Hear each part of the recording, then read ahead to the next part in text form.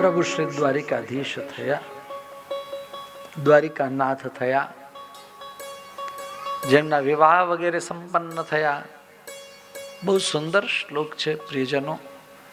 એમાં એમ કહ્યું કે આ એક એક રાણીને ત્યાં મિનિમમ 125 જેટલી દાસીઓ છે. એ સમજાય છે બેનો? દાસીઓ એટલે કામવાળીઓ. એકને ત્યાં કેટલી? એક મહેલની અંદર મને કોઈ એમ પૂછ્યું કે ભાઈ 125 આટલા બધા કરે શું? મેં કહ્યું તમારે 2-4 બેડરૂમ વાળો એક ફ્લેટ હોય, તમને શું સમજણ પડે? આટલો મોટો મહેલ હોય તો ખબર પડે. 10 જણા તો ખાલી કચરા પોતા જ કરે રોજે રોજ. બીજા 10 જણા તો ખાલી ડસ્ટિંગ કરે. સોમવારે આમ ચાલુ કર્યું હોય ડસ્ટિંગ પેલી બાજુથી, અને રવિવાર આવે પાછો. અરે હા, રવિવારે જ આવે સૌથી છેલ્લો. રવિવાર આવે તો હજી ત્યાં પહોંચાય, ત્યાં ફરી પાછું સોમવારેથી ચાલુ કરે. 10 જણા તો ખાલી આ જ કામ કરતા હોય. હવે બધાને હિસાબ આપવા હોય તો ઠાકોરજીને નિત્ય નવા વસ્ત્ર હોય તો 10 જણા તો એ જ બધું કામ કરતા હોય વસ્ત્રનું જ. બીજા 10 પ્રેસ કરીને તૈયાર કરે. બીજા 10 જણા તો કંઈક અલગ અલગ એની અંદર ભરત કરતા હોય, કોઈ જરદોશી કરતા હોય, કોઈનું કંઈક હોય, કેટલા પ્રકારના હોય. અને આટલો મોટો સ્ટાફ હોય 125 તો બધાની માટે સામગ્રી તો સિદ્ધ કરવી પડે ને. પ્રભુ આરોગ્ય પછી બધા લોકો પ્રસાદ લે. અને આપણા પ્રભુને તો નિત્ય વિવિધ પ્રકારની સામગ્રી હોય, કેટલા પ્રકારની હોય. તો એની માટે પણ બધા અલગ અલગ શેફ હોય ને. સમજ में आ रही बात? અમને કોઈએ કહેલું એનું કંઈક કેટરિંગનું કામ હતું, તો એ કહે કે અમારે પંજાબી બનાવવું તો અલગ વ્યક્તિને બોલાવવા પડે, સાઉથ ઇન્ડિયન માટે બીજાને બોલાવવો પડે, મેક્સિકન હોય તો અલગ, કોન્ટિનેન્ટલ અલગ, પાસ્તાવાળો અલગ, પીઝાવાળો અલગ. મેં કીધું આટલા બધાને તમે બોલાવો? કે જેવું જેની ડિમાન્ડ એવા કાઉન્ટર પ્રમાણે મારે એવા શેપ રાખવા પડે. તો અમારા ઠાકોરજીને તો નિત્ય નવી સામગ્રી આવે. તો એને કેટલા શેપ હશે? તો 10-15 તો એક બધા કામ કરતા હશે કે નહીં? 125 ગણાવવા બહુ મોટી વસ્તુ નથી. મેં 55 તો ગણાવી દીધા તમને. કે કેટલા 60 ગણાવ્યા? કેટલા ગણાવ્યા? હા, અને આટલા હોય તો એ પ્રમાણે બધા વાસણ પણ થતા હશે.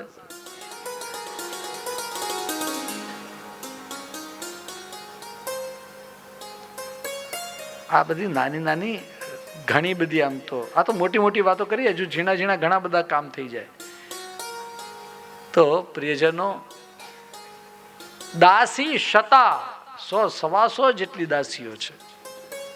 પણ હવે બહુ મહત્વની વાત કરવી છે. એ છે કે આટલા નોકર ચાકર હોવા છતાં કોઈ પણ રાણીએ જ્યારે પ્રભુની સેવાનું કઈ કાર્ય હોય તો કહી દે આમાં તારે નહીં કરવાનું, આ હું કરીશ. ભગવત સેવા માટે નોકર નથી. નોકર બધા જ કાર્ય કરે, પ્રભુની સેવા કરે.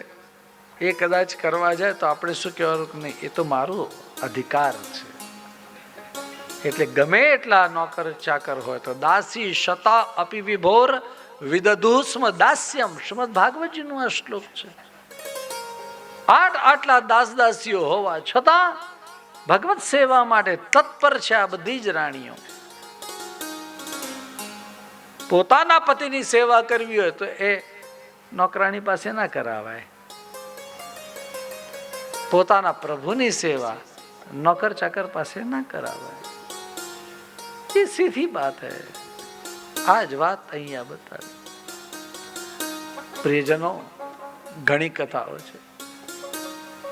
અલગ અલગ અનેક પ્રકારે એનું વર્ણન કરવામાં આવે છે. પ્રભુના વિવાહ થયા છે રૂકમિણીજી સાથે. એમનો દીકરો જે પ્રદ્યુમ્ન થયો, શંબરાસુરનો એણે વધ કર્યો. પૂર્વજન્મની પત્ની રતિ અહીંયા માયાવતી તરીકે આવેલી છે, એની સાથે એના વિવાહ થયા. પ્રદ્યુમ્નના પુત્ર અનિરુદ્ધ, એના પણ વિવાહ થયા. અનિરુદ્ધના વિવાહની કથા પણ શ્રીમદ ભાગવતજીના 10મ સ્કંદના 62 અને 63માં અધ્યાયમાં બતાવી છે. પ્રિયજનો, અનિરુદ્ધના એક બીજા વિવાહ ઉષા સાથે થયા. અમુક જગ્યાએ મર્યાદા માર્ગમાં પેલા ચૈત્ર મહિનામાં એ લોકો વાંચે. હવે એ હજુ મને નથી ખબર પડી એટલે હું નહીં બોલ્યો. એ ઓખા હરણ કે અનિરુદ્ધનું હરણ, કોનું હરણ કોણ કરી જાય. આજકાલની તો બધી ઓખાઓ જ અનિરુદ્ધનું હરણ કરી જાય છે. મને એમ હતું કે ઓખાની આખાનું હરણ કરેલું છે. ઓખાની આખાનું. પ્રિયજનો, અનેકાનેક લીલાઓ પ્રભુની બતાવી. આ ઓખાનું હરણ કે અનિરુદ્ધના હરણની કથા નથી. કથા કોની છે? સુખદેવજી મહારાજ એમ કહે કે કૃષ્ણ વિજયની આ કથા છે. ય એતત કૃષ્ણ વિજયમ शंकरेण च संयुगम. ये कृष्ण विजय की कथा है. भगवत विजयની કથા અહીંયા આ અધ્યાયની અંદર બતાવી. અને ત્યારબાદ એક અધ્યાયમાં નૃગરાજાનું ચરિત્ર કહી અને એમ કહ્યું કે બ્રાહ્મણનું દ્રવ્ય ભૂલથી પણ આપણી પાસે ન રહી જાય, નહીં તો આટલી ગાયોના દાન કરવા વાળો નૃગરાજા, આ નૃગરાજાને ભૂલથી રહી ગયેલું દ્રવ્ય બ્રાહ્મણનું ગાય રહી ગઈ છે, એના લીધે થઈને એને કાચિંડો બનવું પડ્યું. મને હમણાં કોણે કહ્યું કે બીજા ત્રીજા જન્મમાં આપણે માણસ જ બનીએ? આવું બધું મને કોઈએ પૂછ્યું. હમણાં જ કોઈ જગ્યાએ કંઈક પૂછ્યું, ખબર નહીં કોના ઘરે, કોઈને ત્યાં ગયા હતા કે કોઈ. મેં કઈ ઠેકાણું નહીં. આપણે શું બનીએ એ કઈ કહેવાય નહીં. આપણા કર્મ ઉપર ડિપેન્ડ છે. ગમે ત્યારે લોકોની સામે ફૂફાડા જ મારતા હોઈએ તો આપણે શું બનીએ ખબર પડી ગઈ ને. અને આમ શિંગડા જ ભરાવતા હોઈએ તો આપણે કેવા બનીએ. ગમે ત્યાં આપણી આજુબાજુ માણસ જે ઉભા હોય એને લાતો જ મારતા હોય તો આપણે શું બનીએ પછી આગળના જન્મમાં? આ બધું કઈ કહેવાની. જેવો આપણો સ્વભાવ અને જેવા આપણા કર્મ. હરણમાં આસક્તિ થઈ તો હરણ બનવું પડ્યું, પણ એનું વિશુદ્ધ કર્મ હતું તો ભરતજીને પુનઃ બ્રાહ્મણના ઘરે જન્મ મળ્યો. એટલે આ બધું કઈ ઠેકાણું નથી. બીજા જન્મમાં એમનો પાછો એમ પ્રશ્ન હતો કે આપણે પાછા બીજા જન્મમાં બધા લોકો એમ કહે છે પેલા 7 જન્મ હોય ને 7 જન્મ સુધી આ બધાનો સાથ હોય ને એ બધું તમારું શું કહેવું છે? એમ ફિલ્મમાં તો એવું હોય છે, સાચું ખોટું ભગવાન જાણે. કારણ કે આપણે ત્યાં શાસ્ત્રોમાં 7 જન્મની વાત નથી. આપણે ત્યાં તો જન્મોજન્મની વાતો છે. ખાલી 7 જન્મનું ક્યાંથી આપણે માની લેવું એમ. પણ નેક્સ્ટ જન્મ કોનો આવે એ ખબર નથી, અને આ 7મો છે કે નહીં એ ખબર નથી. એટલે 7 જન્મ છે એ માની લ્યો તો વાંધો નથી, પણ કદાચ એવું હોય કે આ 7મો હોય, અને કદાચ એવું હોય કે આ કદાચ પહેલું હોય. એટલે એ કઈ નક્કી નથી. એમ તમે કેટલા થાક્યા છો એની ઉપર ડિપેન્ડ છે. તમે ના થાક્યા હોય તો પહેલો જ જન્મ સમજી લેવાનો. મુખ્ય વાત તો એ આપણે કરીએ છીએ કે સમજી લો કે આના પછીનો જન્મ. એક હસવાની વાત કરી લો. બોલો કૃષ્ણ કનૈયા. એક ભાઈએ મારી આગળ આવીને કહ્યું, એકચ્યુઅલી ખરેખર કહ્યું, એને કંઈક જોક સાંભળ્યો હશે ને એમાંથી એને પોતે કહી દીધું એમ. તો મને કે મારે તો કોક્રોચ બનવા જેવું હતું. મેં કેમ? એ કે મારા વાઈફ બહુ ડરે છે. આટલી વાત સાચી. હા, હવે એને ક્યાંકથી સાંભળ્યું હશે એટલે મારી આગળ આવીને એને કહ્યું, ખાલી મને આમ આનંદ કરાવવા માટે. તો પછી મેં કહ્યું કે તમે કોકરોચ બન્યા હોત તો તમે જ ડરત, પેલી કોકરોચી બની ગઈ હોત. ડરવાનું તો તમારા જ ભાગે છે. પછી મારે એને એની જોક એને સંભળાવી કે નહીં, પૂરી કરવી કે નહીં એમ. પણ આપણે એક વાત સમજો કે પ્રભુ કૃપાથી આપણને આ અવસર મળ્યો, મનુષ્ય જીવન મળ્યું, જેનાથી આપણે ભગવત સેવા કરી શકીએ. આવું જીવન એક પણ યોનિમાં નથી. યાદ સમજી લો. કોઈની ઈચ્છા હોય કે મારે મારા હાથે કઈ સામગ્રી સિદ્ધ કરવી છે તો એ આ જીવનમાં થાય. બાકી જગતમાં કઈ એવી યોની છે કે જેમાં તમે સામગ્રી સિદ્ધ કરી શકો, તમારી જાતે તમે કીર્તન કરી શકો, ભગવત સ્મરણ કરી શકો? આ એકમાત્ર આ મનુષ્ય જીવન છે. યાદ રાખો. હવે આના પછી આપણે કોકરોચ બનવું ને ગરોળી બનવું ને કંઈ એ બધા વિચારો છોડી દો.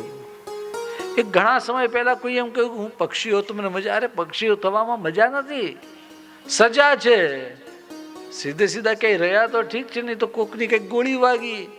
ઘણા લોકો આવા બધા વિચિત્ર લોકો છે જગતની અંદર, કોઈના પાંજરામાં પુરાઈ જવું પડે.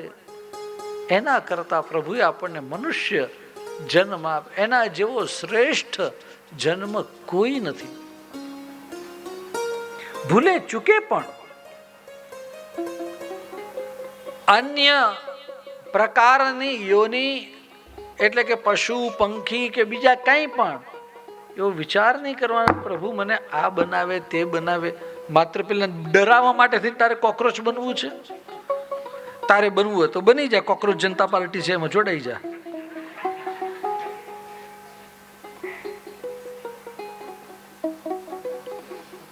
એ બધા કોકરોચ ગટરમાં રહેવા વાળા લોકો છે. તો પ્રિયજનો, મારી તો એક જ વાત કરવી છે મારે કે આપણને જો અન્ય જન્મની આપણે કલ્પના જો કરીએ અને એમ થાય કે ભાઈ મારે આવું કદાચ બનવાનું થયું તો કેટલો ડર લાગે. તો કાચિંડું બનવાનું આપણે ક્યારે વિચાર પણ ના કરીએ. આવું નૃગરાજાએ કાચિંડું બનવું પડ્યું અને ભગવત કૃપાથી માત્ર સ્પર્શ માત્રથી એનો ઉદ્ધાર થયો.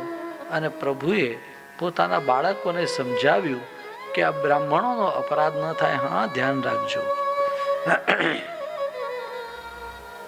અને જો અપરાધ થયો તો આપણું આખું કુળ, યાદવ કુળ નષ્ટ થશે.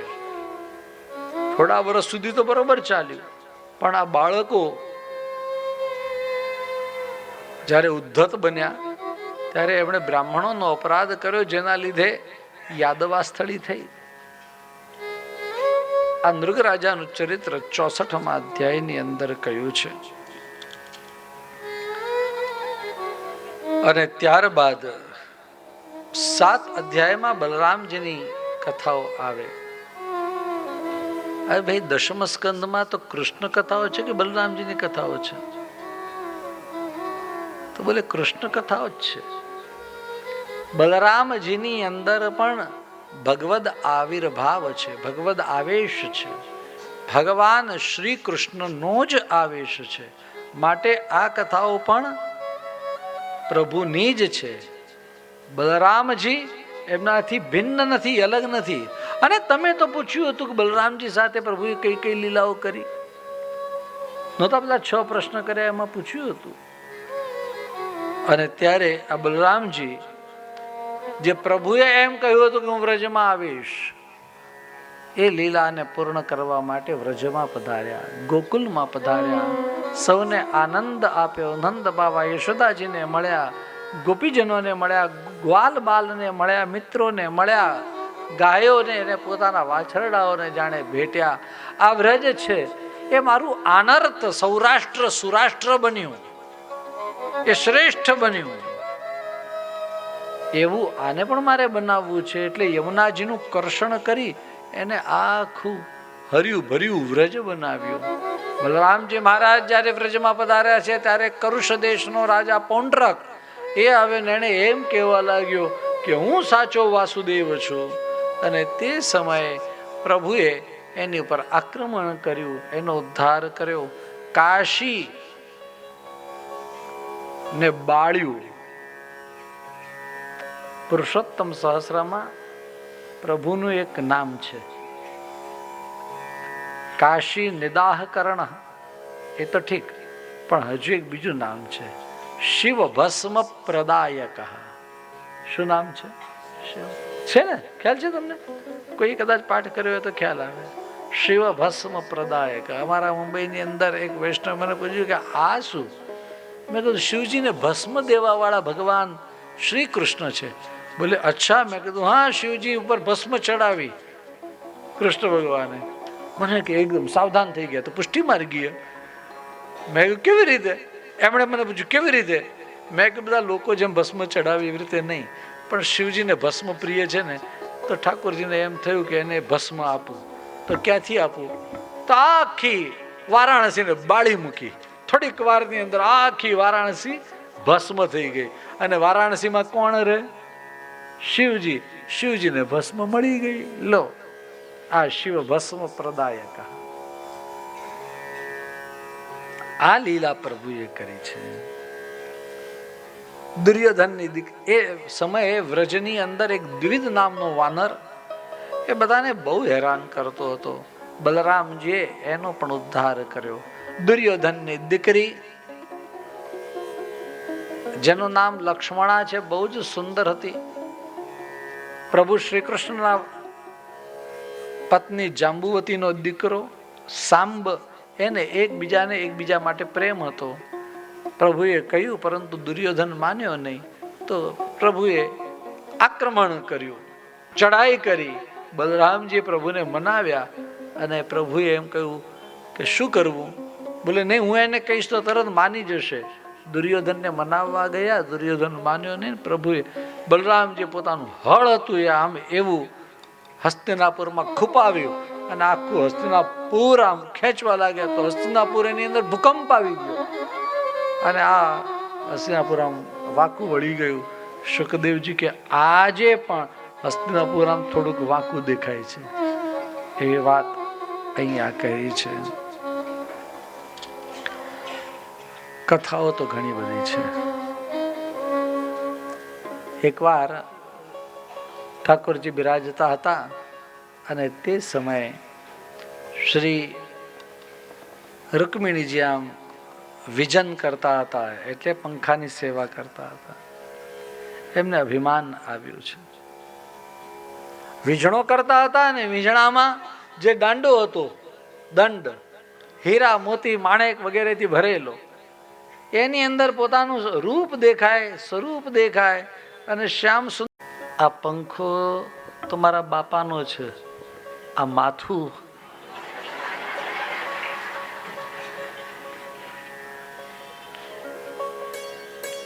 રૂકમિણીજીને એમ થયું કે આ તો મારા મનમાં વિચાર કરતી હતી અને એમને ખબર પડી ગઈ. તો તમારા મનમાં થોડી વાર પહેલા એવું બધું ચાલતું હતું કે આ શ્યામ છે ને હું ગોરી, અને ક્યાં જામે આ જોડી. અને ખરેખર એવું જ થયું. શ્યામ સુંદરે કહ્યું, રૂકમિણીજી હજુ પેલો શિશુપાલ કુંવારો છે, કઈ વિચાર બદલાતો હોય તો નહીં. તમારે અરે દશમ સ્કંદનો 69મો અધ્યાય વાંચી લેજો ઘરે જઈને. હું સહેજ આમાં ઉમેરીને બોલતો હોઉં તો. પૂછ્યું શિશુપાલ છે? રૂકમિણીજીને એમ થયું કે આ વગર કોર્ટે દિવસ મળી જશે, ક્યાં જવું? એમ થયું ખરેખર પ્રભુ મારો ત્યાગ કરશે તો મારે ક્યાં જવું? ખાલી ત્યાગ કરશે આવો વિચાર આવ્યો અને રૂકમિણીજી ત્યાં જ બેભાન થઈ ગયા. પ્રભુ હિંચકું બીચકું બધું એમને મૂકીને પ્રભુ પોતે ઉતર્યા છે. તરત જ ગોમતીજીના જળ વગેરે મંગાવી અને આમ છાંટ્યા અને હવે ઠાકોરજી વિજણો કરવા લાગ્યા. તાર બાપાના ઘરનો છે લે.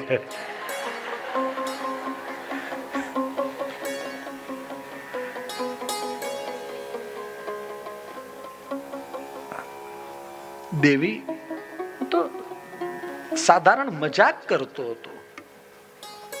થોડી વાર રહી અને રૂકમિણીજી આંખો ખોલી અને આમ જોયું અને કહ્યું, પ્રભુ ભલે આપ આટલી સિરિયસ વાતને આપ મજાક કહી દો, આપ કૃપાળુ છો, પણ અભિમાન મારામાં આવ્યું છે,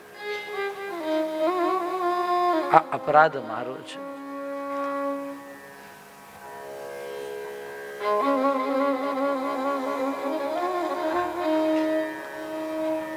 અગ્નિસિત્રમાં મેં તમને અધ્યાય કહ્યું, પણ એમાં તો કૃષ્ણ ભગવાનના ગૃહસ્થના દર્શનની વાત છે. હા, આજે કથા આવી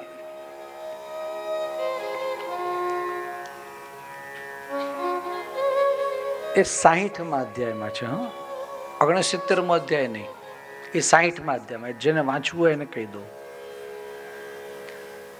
મહાપ્રભુજીના મતાનુસાર 3 અધ્યાય ઓછા કરવાના એટલે 57મો અધ્યાય થાય. શ્રી સુબોધિનીજીના ભાવ જેને જોવા હોય એના માટે અધ્યાયની સંખ્યા મેં કહી દીધી.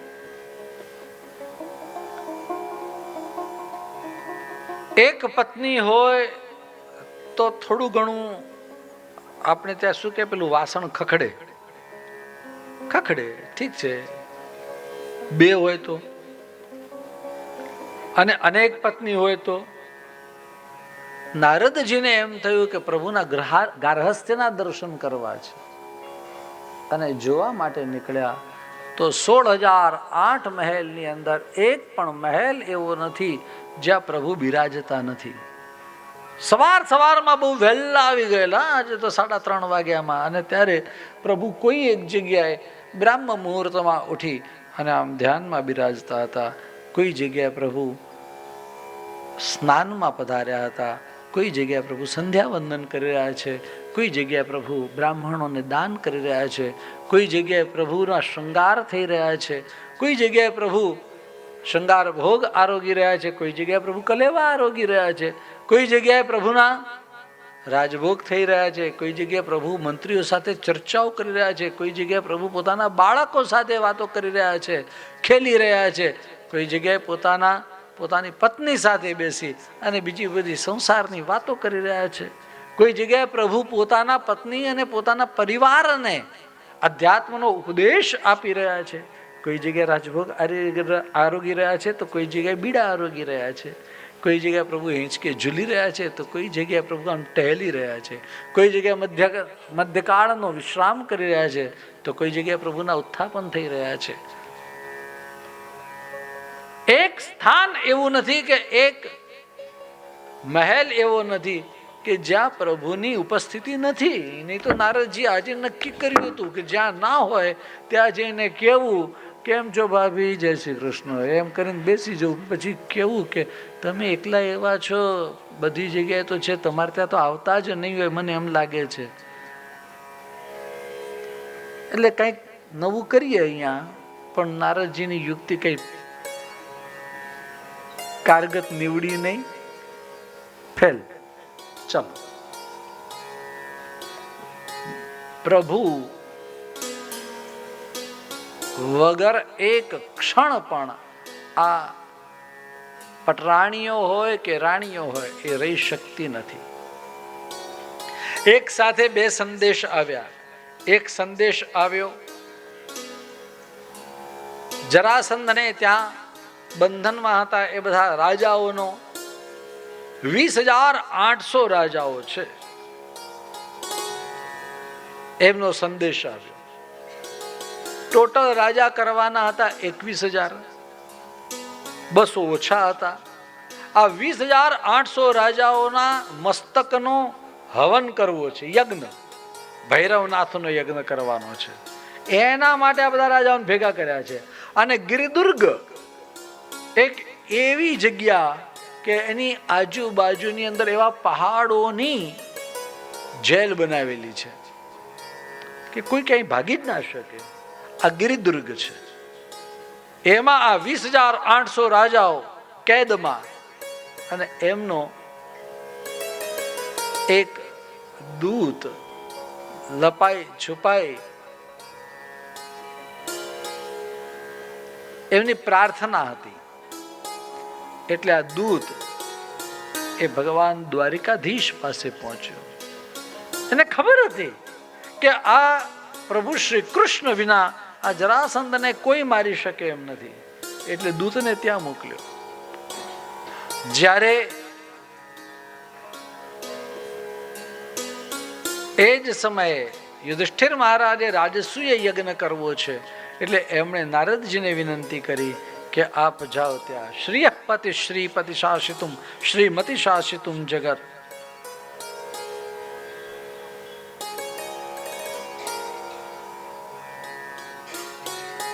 ભગવદ આજ્ઞાથી ભગવદ ઈચ્છાથી નારદજી અહીંયા પધાર્યા. બંને જણા એક સાથે આવ્યા તો પ્રભુએ કહ્યું, સુધર્મા સભામાં બેઠા હતા, બોલો ભાઈ તમારી શું ઈચ્છા છે? અને ત્યારે આણે કહ્યું કે અમારી ઈચ્છા છે કે આપ પેલા જરાસંધને મારવા માટે. તો નારદજી કે નહીં નહીં, તમે રાજસૂય યજ્ઞમાં પધારો, જરાસંધ તો પછી મરવાનો જ છે ને. અને ત્યારે આ 3 જણની બહુ મોટી મીટિંગ થઈ. ભગવાન શ્રી કૃષ્ણ, શ્રી બલરામજી અને શ્રી ઉદ્ધવજી. એની મંત્રણાઓ ચાલી ઘણી, અને ફાઇનલી ઉદ્ધવજીએ કહ્યું કે આપણને જશ જોઈએ એવું તો કઈ છે ને. બોલે નહીં. જરાસંધ મરવો જોઈએ? બોલે હા મરવો જોઈએ. તો એક કામ કરજો, આપણે રાજસૂય યજ્ઞમાં જઈએ, ત્યાંથી તમે અર્જુન અને ભીમ જરાસંધ પાસે યુદ્ધ માગવા માટે જજો. વાત ફાઇનલ થઈ ગઈ.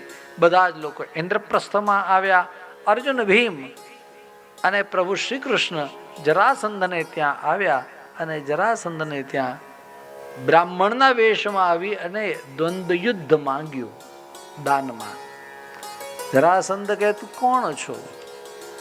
અને ત્યારે ભગવાન શ્રી કૃષ્ણએ કહ્યું કે આ ભીમ, આ અર્જુન અને આ બંનેના મામાનો દીકરો, તારો દુશ્મન શ્રી કૃષ્ણ એ હું છું. અને જરાસંધ હસવા લાગ્યો. જરાસંધ એમ કહે કે તારી સાથે મારે લગ્ન, તારી સાથે તો મારે યુદ્ધ કરવું જ નથી, કારણ કે તું તો મારી સામે ટકી નહીં શકે. યુદ્ધમાંથી રણ મેદાન છોડીને ભાગેલો માણસ છો. અચ્છા. અને આ અર્જુન છે, છોકરું કહેવાય.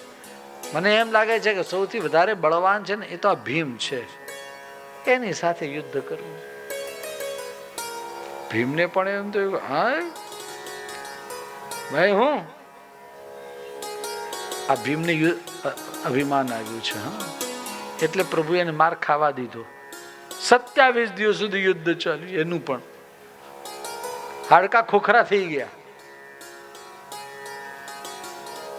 ભીમ એમ વિચાર કરે છે કે હજુ મરતો નથી, આ રોજ મારા હાડકા એ તોડે રાખે છે. અને એક દિવસ પ્રભુને કહ્યું કે પ્રભુ હવે કંઈક કરો. અરે ઠાકોરજી કે ભીમ ભાઈ તમે તો એટલું સરસ લડો છો ને, અમારા આ વડીલ છો, બહુ સરસ લડો છો, આ જ રીતે લડતા રહો, ભલે બીજા 27 દિવસે આપણે કેવું ઉતાવળ છે. ભીમ કે પ્રભુ કંઈક કરો, આ બહુ બધે હવે તો નથી, આમ નથી. આ ગદા હજુ જો 2-4 દિવસ વધારે ચાલ્યું તો કોઈ ઓર્થોપેડિક કામ નહીં લાગે. પેલા ડોક્ટર આવ્યા હતા આજે, ઓર્થોપેડિક સાહેબ આવ્યા હતા, એ કામ નહીં લાગે એમ. બોલે એ તો જોડી આપશે, આપણી પાસે ઘણા બધા વૈદ્ય છે. ભીમ કહે કે પ્રભુ કંઈક કૃપા કરો. તો પ્રભુએ કહ્યું એક કામ કરો, જેને પણ એવું લાગતું હોય એ દરેકની માટે આ વાત છે કે તમે કોઈ પણ તમારું કાર્ય કરતા હો ત્યારે ચિત્ત પ્રભુમાં રાખો. આપ શ્રી ગઈકાલે આજ્ઞા કરતા હતા કે સૌથી બિઝીએસ્ટ પર્સન્સ આ શ્રી ગોપીજનો છે. સવારના કેટલા વહેલા ઉઠવાનું, ત્યારથી આ બધા જે ગોધન છે એ બધાની સેવા કરવાની. ઉઠે ત્યારથી એમની સેવા ચાલુ થઈ જાય ને. ખાલી દૂધ દોવાનું એટલું જ નથી, ત્યાંની બધી સફાઈ વગેરે પણ કરવાની, એમને સ્નાન વગેરે પણ કરાવવાના, એમને નીરવાનું, એને બધાય કામ, ફરી પાછું ઘરનું પણ કરવાનું, ફરી પાછું પોતાનું પણ કરવાનું. આટલા બિઝીએસ્ટ ડે એમાં પણ એ સતત પ્રભુનું સ્મરણ કરે છે. પ્રભુને આ શ્રી ગોપીજનો ભૂલ્યા નથી, એટલા માટે ગુરુ છે. તમે કેટલા બિઝી છો? ગોપીજનોના જેટલા બિઝી છો? Not at all. હું 100% કહું કે આપણે એટલા બિઝી નથી જેટલા શ્રી ગોપીજનો સવારના 3:30 વાગ્યામાં એની સવાર પડે, આપણી સવાર કેટલા વાગે પડે? અને રાતના સૌથી છેલ્લે સુવે, બધાએ કામ નિપટાવીને. તમે એમ કહો ભાઈ હું તો ઘરનું કરું અને બહારનું કરું, બહાર કેટલા કલાક તમે કામ કરો? તમારે કોઈ મહી માખણ વેચવા જવું પડે છે? બૂમો પાડી પાડીને માધવ લ્યો એમ કેવું પડે? માખણ લ્યો કહેવાય? ભોળી રે ભરવાડન હરીને વેચવાને ચાલી. હા, આપણે કઈ આ બધા કામ કરવા માટે જવું પડે છે? સેલ્સમેનની નોકરી તો હવે આજકાલ કોઈને ગમતી નથી.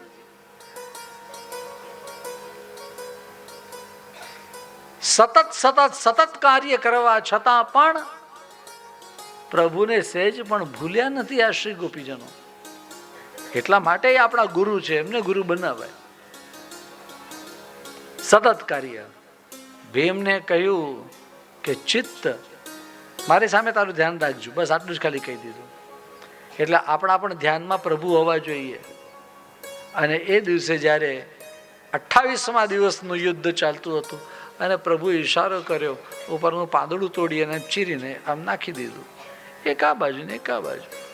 ખ્યાલ આવ્યો કે આ જ કામ કરવાનું છે. જરાસંધને ચીરી નાખ્યો, એક ફાડ્યું ઉત્તરમાં, બીજી દક્ષિણમાં. જરાસંધ મરાયો.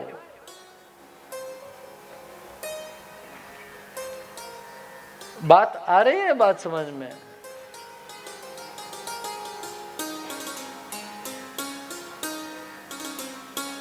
बता रहे कोई बात नहीं. हाँ, श्री गोवर्धन नाथ की जय. તો આ જરાસંધ મરાયો, જરાસંધના પુત્રએ પ્રભુની સ્તુતિ કરી. આ બધી કથા એની અંદર બતાવી છે. શ્રી ગોવર્ધન નાથ રાજસૂય યજ્ઞ જ્યાં ચાલી રહ્યો છે અને ત્યાં પ્રથમ પૂજા કોની થાય એ વાત આવી ત્યારે શિશુપાલે વિરોધ કર્યો ને ન કહેવાના વચન કર્યા. પ્રભુએ 99 ગાળ માફ કરી, સ્વામી આવી અને શિશુપાલનો વધ કર્યો છે. ત્યારબાદ અહીંયા શિશુપાલનો મિત્ર શાલ્વ એનો વધ થયો, દંતવક્ત્રનો વધ થયો છે, દુર્યોધનનો માનભંગ થયો છે. અને ત્યારબાદ અહીંયા કથા એવી આવે, બલરામજીના ચરિત્રમાં ભૂલથી જે સૂત હત્યા થઈ એનું એમણે પ્રાયશ્ચિત્ત કર્યું. પછી એક કથા એવી છે, બલરામજીએ તીર્થયાત્રા કર્યા, તીર્થયાત્રાઓ કરી. અને એક કથા એવી આવી કે પ્રભુના મિત્ર એ પધાર્યા. કિમપ્યુપાયનમ આનીતમ, પૌવા લઈને આવ્યા છે અને પ્રભુએ એના બદલામાં એનું અનેક ગણું ઉત્તમ કાર્ય કર્યું. ભાઈ મારે જે વાત કરવી છે એ છે કે સ્મરતઃ પાદ કમલમ આત્માનમપી યચ્છતિ.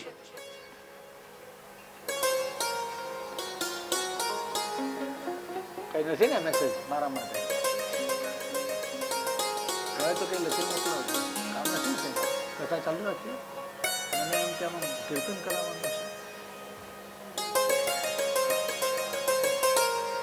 શ્રી ગોવર્ધનનાથ કી જય. એમને એમ હતું કે કદાચ હું ત્યાં સુધી કીર્તન કરાવું ત્યાં સુધી માં ગોઠવાઈ જાય. એમને એમ થઈ ગયું. સારું થયું. સ્મરતઃ પાદ કમલમ આત્માનમપી યચ્છતિ. પ્રભુએ સુદામાજીને શું આપ્યું? સોનાના મહેલ આપ્યા. બહુ મોટી વાત નથી. આપશે ગઈકાલે આજ્ઞા કરતા હતા કે આપણે એવું તો ક્યારે કઈ માગ્યું નથી ને ક્યારે ઈચ્છા કરતા નથી. જે વૃત્રાસુરે શું કહ્યું કે મને બ્રહ્માજીનો લોક પરમેષ્ઠી પદ પણ મારે નથી જોઈતું, મારે સ્વર્ગ નથી જોઈતું, સુતલનું રાજ્ય નથી જોઈતું, પાતાળનું રાજ્ય. કોઈ એમ કહે, આપણે વધુ વધુ શું કહે, ભાઈ મારું એક ફાર્મ હાઉસ હોય, મારા 2-4 બંગલા હોય, 200, 500, 700 કેટલા કરોડ જોઈએ? માણસ શું વધુ માગે? વૃત્રાસુર એમ કે મને આ પૃથ્વીનું આખું રાજ્ય આપો તોય પણ મારે નથી જોઈતું. આપણે આવું તો માંગતા નથી. આપશે આજ્ઞા કરતા હતા ગઈકાલે. મોટી વાત એ બતાવી કે જો વ્યક્તિ એનું સ્મરણ કરે પ્રભુનું તો આત્માનમપી યચ્છતિ. પ્રભુ પોતાની જાત આપી દે આપણને, એમ કહ્યું છે. સ્મરતઃ પાદ કમલમ આત્માનમપી યચ્છતિ. આ શ્રી સુદામાજીના દ્વારા કૃષ્ણ ચરિત્ર એ 2 અધ્યાયની અંદર વર્ણવ્યું છે. અને ત્યારબાદ જ્યારે બહુ મોટું સૂર્યગ્રહણ થયું ત્યારે બધા જ લોકો કુરુક્ષેત્રમાં સ્નાન માટે ગયા છે અને ત્યાં બધા વ્રજવાસીઓ પણ એકત્ર થયા છે. બહુ સુંદર એના પદ પણ શ્રી સુરદાસજી એ લખે. અને સુરદાસજી એમ કહે કે ત્યાં રાધાજી અને રૂકમિણીજી બધાનું પણ મિલન થયું છે. આ કથા સિદ્ધાશ્રમની અંદર જે થઈ છે એમાં એમ બતાવ્યું છે કે પ્રભુએ પોતાનું મૂળ સ્વરૂપ ત્યાં ધારણ કર્યું. કેવું મૂળ સ્વરૂપ? પ્રભુનું મૂળ સ્વરૂપ કયું છે? શ્રી બાલકૃષ્ણ પ્રભુનું. અને યશોદાજીના ગોદમાં પ્રભુ શ્રી બાલકૃષ્ણ સ્વરૂપે પધાર્યા છે. યશોદાજીની ઈચ્છા હતી કે મારા લાલન કેવા હતા, આવડું મોટી નથી ગમતો. યશોદાજીને તો યશોદોત્સંગ લાલિત જોઈએ છે.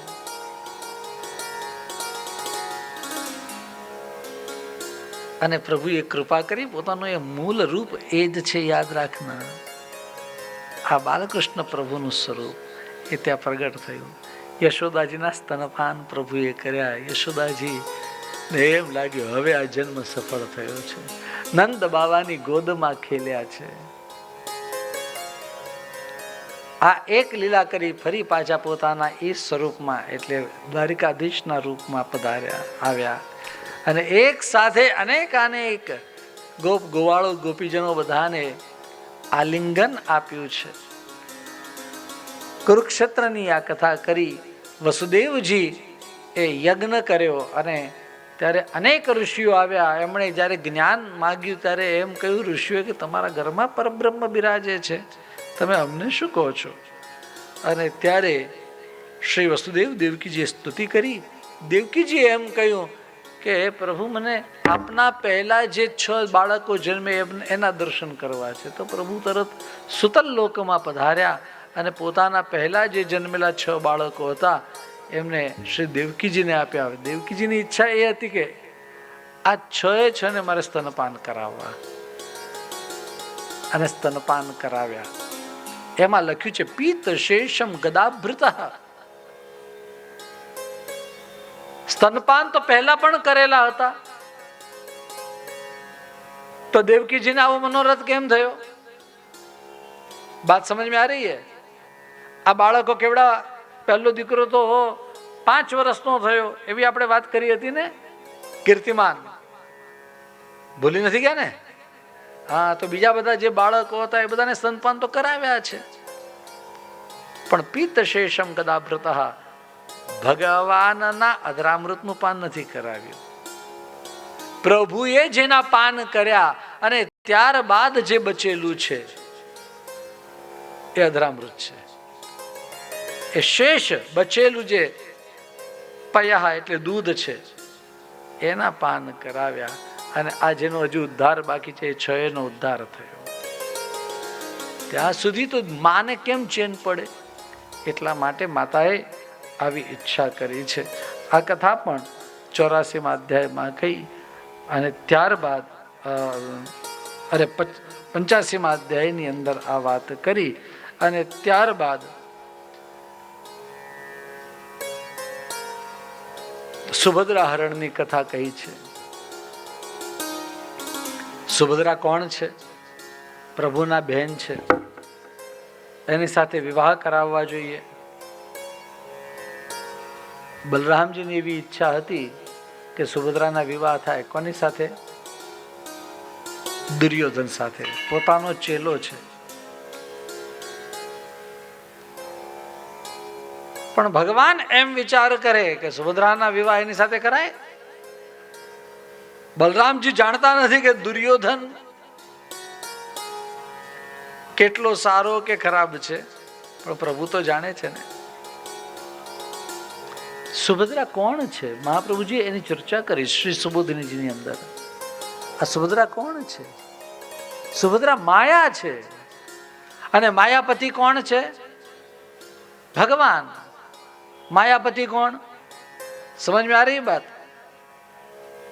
तो भगवान मायापति અને સુભદ્રા માયા, પણ અહીંયા તો ભાઈ બહેન છે, તો લોકની અંદર તો કે ભાઈ બહેનના વિવાહ થાય નહીં, નહીં તો અત્યંત ખરાબ દેખાય અને શાસ્ત્રથી વિપરીત થઈ જાય. આ તો વિપરીત લીલા કહેવાય, એ સહેજ પણ ઉચિત નથી.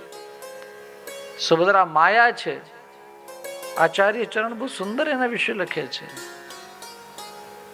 ભાગવતાર્થ પ્રકરણની અંદર પણ એનો બહુ ઉત્તમ નિર્દેશ કર્યો છે. આ સુભદ્રા કોણ છે? તો એમ બતાવ્યું કે જ્યારે પેલી 8મી બાળકી હાથમાં આવી, કંસ હતો એ એમ કહેતો હતો કે લાવ મારી પાસે. દેવકીજી કે નહીં, આ બાળકી તું છોડી દે, આ તો નાની દીકરી છે, તારું શું બગાડવાનું? એ કઈ તારું નહીં બગાડે, એ તારી શું બગાડવાની છે તારે? પણ કંસ માન્યો નહીં, ખેંચી લીધી, રડતી રહી. દેવકીજીની ઈચ્છા હતી કે મારે એક દીકરી તો હોય, આ એક દીકરીને તો તું છોડી દે. પુત્રી કઈ કા પ્રદીયતા. આમ શ્રી દેવકીજી એની આગળ રડી રહી છે. કંસે સાંભળ્યું ને ઝૂંટવી લીધી, પછાડી હાથમાંથી તો છટકી અને જે જગદંબાનું રૂપ ધારણ કરીને એમ બોલ્યું કે તને મારવા વાળો તો જન્મી ચૂક્યો છે, જાતક ખલુ તવાંતકૃત. પણ ત્યારે આ દેવકીજીની ઈચ્છા હતી કે પુત્રી કૈકા એક દીકરી મારે હોય, એટલે પ્રભુના પછી એક દીકરી થઈ છે. એ આ જ જે યોગ માયા હતી, એ જ આ માયા અહીંયા દીકરી બનીને આવી. હવે એના લગ્ન કોની સાથે કરવા? તો એના વિવાહ એ પ્રભુ સાથે જ થાય. અને ભગવાનનું એક અંશ સ્વરૂપ નર અને નારાયણ, એમાંનો નર એ કોણ છે? માલુમ હે કે નહીં આપકો? નથી ખબર? અર્જુન સ્વયં છે. નર નારાયણ માનો નર કોણ છે? અર્જુન છે. એટલે પ્રભુએ નક્કી કર્યું કે ભાઈ મારે આ સ્વરૂપે તો મારા તો વિવાહ ક્યારે થાય જ નહીં, કોઈ પણ રીતે ન થાય. તો અર્જુન છે એ જ માયાને વરી શકે. અર્જુન આવેલો છે અને અર્જુન એમ સરસ ટીલા ટપકા બધા તાણ્યા છે, આ મોટા સંત મહાત્મા હોય એવો બધો દેખાવ એનો બધો કર્યો છે. એ સમય બધા જ લોકો દર્શન કરવા માટે જાય, તો ખબર પડી કે આ તો બધા ત્રિકાળ જ્ઞાની છે. બધા જ લોકો દર્શન કરવા જાય. ગિરનારની તળેટીની અંદર આ બાવો આવ્યો છે, અર્જુન બાવો બનીને, જો લીલા રીતે થઈ છે આખી. અરે ત્યારે ખબર પડી કે આ તો બહુ મોટા મહારાજ છે, એટલે બધાને પાસે બધી વાતો આવે એમ. ઠાકોરજી પછી બલરામજીને કહ્યું કે બાપજી દર્શન કરવા જેવા છે, હા મહારાજના કોઈક મોટા આવ્યા છે મહાત્મા, ચલો. બલરામજી દર્શન કરવા ગયા. એને જોતાની સાથે એમ કહી દીધું, आप आपके घर में सबसे बड़े भाई है? बोले हाँ जी जी महाराज. आपको क्रोध कभी कभी आ जाता है? बोले जी महाराज कभी कभी. क्या बच्चे मानते हैं? हमारो नानो भाई जी माने, कोई बार क्रोध करવો પડે. आपके अंदर बल ज्यादा है, आपने सब यादवों को इकट्ठे किए. बोले हाँ महाराज बरोबर, તમારી વાત સાચી છે એકદમ. તમારે એક બેન પણ છે? બોલે હા, એના કરતા મોટો એક ભાઈ પણ છે. આ રહ્યો આ કાનુડો. શરૂઆતમાં તમારા જન્મમાં તમને તમારા પિતાનો બહુ લાંબો વિયોગ થયો હશે, માતા તો હતા બાજુમાં. બલરામજી કે ઓહો, આ મહારાજ કેટલા બધા જ્ઞાની છે. ઓહો, આટલા મોટા જ્ઞાની, આટલા મોટા તપસ્વી, બધું જ જાણે. મહારાજ એક કૃપા કરો ને, અમારા દ્વારિકામાં પધારો ને. अर्जुन के हम किसी के घर में नहीं जाते, બહાર રહેતે हैं. કનૈયા ઈશારો કરે, તું ઘરમાં નહીં આવે તો કામ કેમ થશે? તારે આવવાનું હા પાડ. ऐसे नहीं जाते हैं, लेकिन आप कहते हैं तो ठीक है, हम चलते हैं, चलो. 4 મહિના અર્જુન દ્વારિકામાં નિવાસ કર્યો અને એ દિવસોમાં સુભદ્રાજી સાથે પ્રેમ પણ થયો અને બરોબર નક્કી જ હતું ભગવાન દ્વારા તો, અને બંનેને કહ્યું ભાગવાનું. અરે જો આવું કંઈ પણ કરવામાં પછી બલરામજી બોલે હું એને સંભાળી લઈશ, અને સુભદ્રાજીનું હરણ કરાવ્યું છે. અને પ્રભુએ બલરામજીને સંભાળી લીધા અને સાચી વાત સમજાવી કે જો દુર્યોધન સાથે વિવાહ થાય તે ક્યારે ઉચિત નથી, અર્જુન સાથે શા માટે ઉચિત છે વગેરે બધું એમને સમજાવ્યું. આ સુભદ્રા હરણની લીલા કરી. પ્રભુએ બે સ્વરૂપે શુતદેવ અને બહુલાશ્વ જનક બંનેના ઘરે પ્રયાણ કર્યું, બંનેની ઉપર કૃપા કરી. આવા કૃપાળુ પ્રભુ છે, બંનેની ઉપર અનુગ્રહ કર્યો. વેદો જે પરમાત્માની સ્તુતિ કરે એની વાત કરી છે. અને ત્યારબાદ રુદ્રમોક્ષણ બતાવ્યું. બ્રહ્મા વિષ્ણુ અને મહેશમાંથી વિષ્ણુની શ્રેષ્ઠતા બતાવી. મહિષી ગીત વગેરે કઈ દશમ સ્કંદને વિરામ આપ્યો છે. આइए 11वें स्कंद में प्रवेश करें, उसके पूर्व भगवान नाम का आश्रय ले.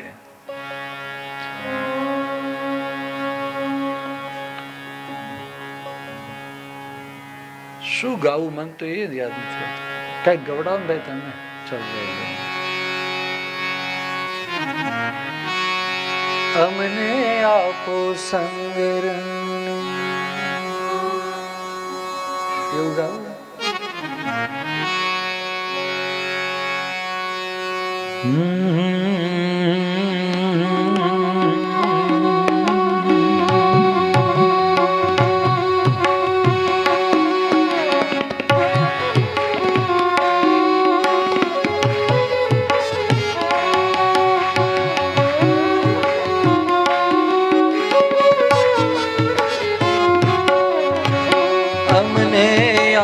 સંગ રંગ ને અમને આપો સાથ જી, અમને આપો સંગ રંગ ને અમને આપો સાથ જી. જય જય જય શ્રીનાથજી, જય જય જય શ્રીનાથજી, જય જય જય શ્રીનાથજી, જય જય જય શ્રીનાથજી, જય જય જય શ્રીનાથજી,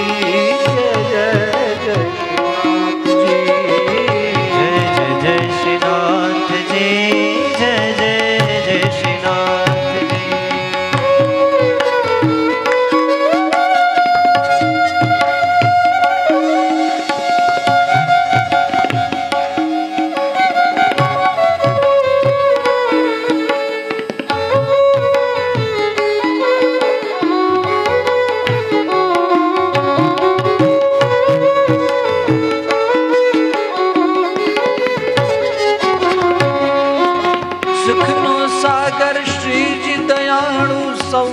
દુખડા કાપે રે, સૌના દુખડા કાપે છે. દર્શન કરતા હૈયું હરખે, દર્શન કરતા હૈયું હરખે. મનનું માગ્યું આપે છે રે, મનનું માગ્યું આપે છે. જય જય જય શ્રીનાથજી, જય જય જય શ્રીનાથજી, જય જય શ્રીનાથજી, જય જય જય શ્રીનાથજી.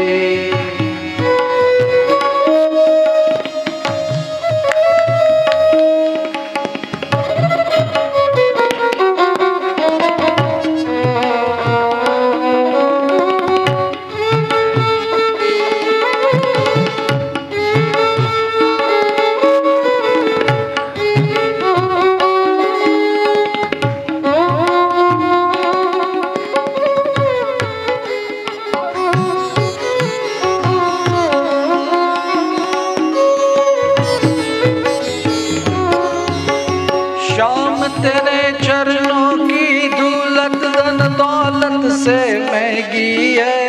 एक नजर कृपा की बाबा नाम स्मरण से महंगी है.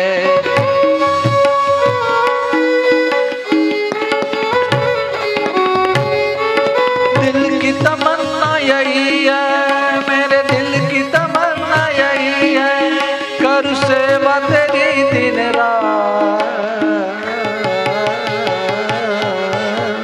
देना हो तो दीजिए जन्म जन्म का साथ। प्रभु देना हो तो दीजिए जन्म जन्म का साथ। मेरे सर पर रख गिरधारी, मेरे सर पर, ओ मेरे सर पर रख गिरधारी, ओ मेरे सर पर रख गिरधारी। अपने ये दोनों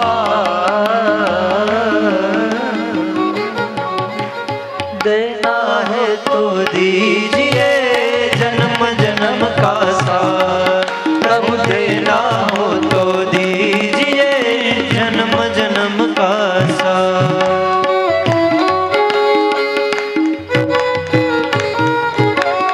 जय हो।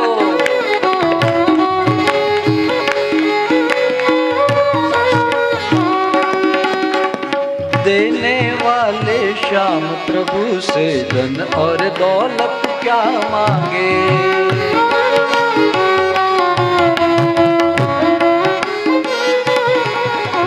श्याम प्रभु से मांगे तो फिर नाम और इज्जत क्या मांगे।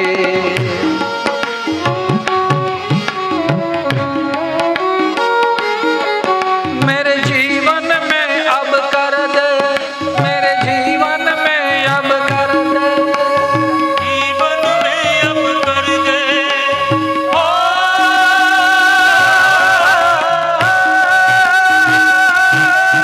मेरे जीवन में अब कर दे तू कृपा की बरसात। देना हो तो, ओ प्रभु देना हो तो, हाँ देना हो तो दीजिए जन्म जन्म का साथ। प्रभु देना हो तो दीजिए जन्म जन्म का साथ। मेरे सर पर रख गिरधारी, मेरे सर पर रख गिरधारी। मेरे सर पर रख बनवारी, मेरे सर पर रख बनवारी। अपने ये दोनों देना हो तो दीजिए जन्म जन्म का साथ। प्रभु देना हो तो दीजिए जन्म जन्म का साथ। प्रभु देना हो तो दीजिए जन्म जन्म का साथ।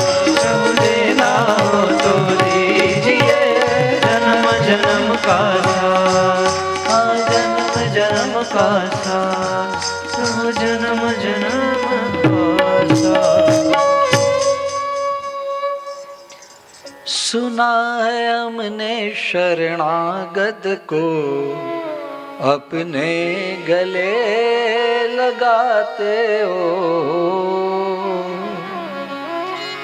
ऐसा हमने क्या मांगा जो आप नहीं दे पाते हो।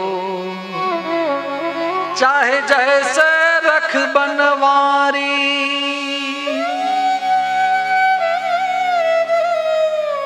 चाहे जैसे रख बनवारी, बस होती रहे मुलाकात।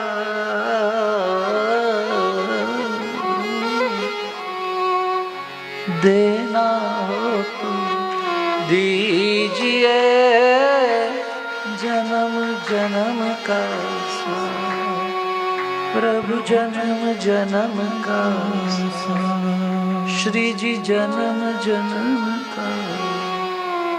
श्री बाल कृष्ण लाल की जय। 11મો સ્કંદ જેનું નામ છે મુક્તિ લીલા. મુક્તિનો અર્થ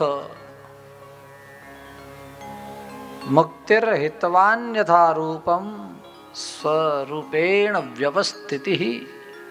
આ પ્રકારનો અર્થ આપશ્રીએ એકવાર અહીંયા પ્રકટ કર્યો છે. હમણાંની જ કથાની વાત કરું છું, 2-4 દિવસ પૂર્વે. પણ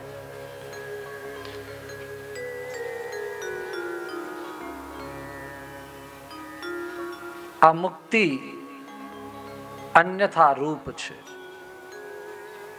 આ અન્યથા રૂપનો ત્યાગ, જે અન્યથા રૂપ છે એનો ત્યાગ અને સ્વ સ્વરૂપમાં સ્થિતિ, એનું નામ મુક્તિ છે. સ્વ સ્વરૂપની વાત કરીએ, બીજી બધી ઘણી બધી વાતો છે, પણ સ્વ સ્વરૂપની વાત કરીએ તો આપણું સ્વરૂપ શું છે?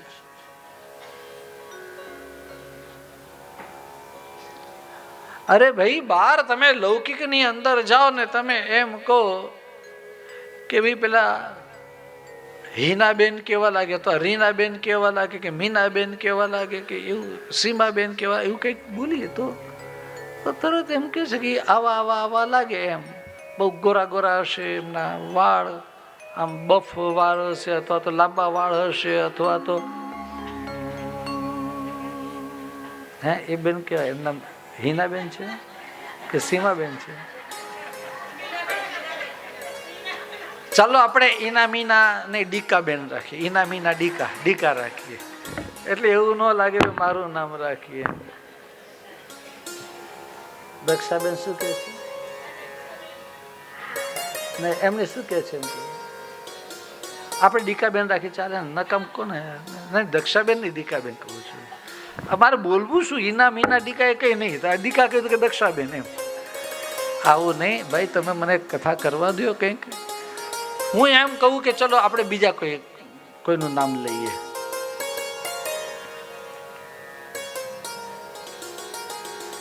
કોઈ એક વ્યક્તિનું નામ લઈએ અને પછી એમ કે કેવા લાગે નીચેથી બોલાઈ આવો, તો આપણે એના રૂપનું વર્ણન કરીએ કે આવા લાગતા હશે, આવી સાડી હશે, અથવા આવો કોટ પહેર્યો હશે, આવું પેન્ટ શર્ટ પહેર્યું હશે, આ વ્યક્તિ આવા આવા હશે, આ ભાઈ, એમ કહીએ કે નહીં? તો એ તો એનું રૂપ થયું, એનું સ્વરૂપ ક્યાં થયું?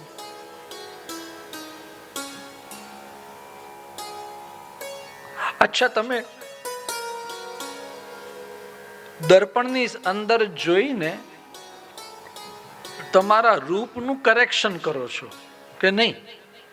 દર્પણમાં જોઈને આપણે કરેક્શન કરી લેતા હોઈએ ને કે આ થોડાક વધારે આ બાજુથી બધા સફેદ થોડાક લાગે છે, જરા લાવો પેલું કરી દઉં, એમને આપણે કરીએ કે નહીં? એમાં હસવાની શું વાત છે? આપણે કરેક્શન નથી કરતા એમ કે આ અહીંયા જરા આ કંઈક થયું છે, એમ તો અહીંયા આપણે દવા લગાવીએ ડૉક્ટરને પૂછીને, એમ કે જ્યાં કહે ત્યાં આપણે દવા લગાવીએ. એવી રીતે આપણે કરેક્શન કરીએ કે નહીં? આપણું રૂપ સુધારીએ, એ રીતે સ્વરૂપને સુધારીએ છીએ. बात समझ में आ रही है? बात આપણું સ્વરૂપ શું છે? જે લોકો સમજતા નથી એમ કે બ્રહ્માહમ સોહમ. अरे भाई, तू वो ब्रह्म कैसे बन जाएगा? तुम कौन हो? જો મુક્તિ જે છે અન્યથા રૂપનો ત્યાગ અને સ્વરૂપની અંદર સ્થિતિ કરવાનું છે. તો સ્વરૂપને તમે ઓળખશો નહીં. આપણે દાખલા તરીકે દર્પણમાં જોઈને રૂપમાં સ્થિતિ તો કરી લઈએ છીએ કે ના ના જો હવે આ બધી કરચલી પડી છે ને આમ આમ થાય છે, તો કંઈક થતું હોય તો કંઈક બધું કરાવીએ, પેલું શું કહેવાય એવું બધું, એવું મને નથી ખબર પડતી. જે પણ કરાવતા હો તમે એ બધું, તો એ જે કંઈ પણ તમે કરાવતા હો તો એનાથી કંઈ કરચલી જતી ના રહે. હા, એવું બધા બ્રહ્મમાં રહેતા નહીં. હા, પણ જે કંઈ પણ આપણા ચેન્જીસ કંઈક લાગતા હોય, હું તો કહું કે આપણે કંઈક કામ કરીને હમણાં આવ્યા હોય ને એમાંથી કંઈક કચરો કે એવું કંઈક લાગી ગયું હોય, દર્પણની સામે જોઈએ તો આપણે તરત કાઢી નાખીએ કે નહીં? તો આપણે આપણા રૂપને સરખું કરી લઈએ છીએ કે નહીં? તો સ્વરૂપને સરખું ક્યારે કરવાનું? अब स्वरूप क्या है अपना? हम कौन हैं? પ્રભુથી વિખૂટો પડેલો આ જીવ. એનું કરેક્શન કરીએ છીએ, રોજે રોજ દર્પણમાં જોઈએ છીએ. જ્યારે આપણે હાથમાં પ્રભુને રાજભોગ ધરીએ અને તુલસી પત્ર લઈ કે દલ લઈ અને ગદ્ય મંત્ર બોલીએ છીએ, ત્યારે આપણું સ્વરૂપ એમાં લખેલું છે. એ બોલી અને આપણું કરેક્શન કરી લઈએ છીએ. આપણું સ્વરૂપ શું છે? હજારો હજારો વર્ષોથી વિખૂટો પડેલો આ જીવ છે પ્રભુથી.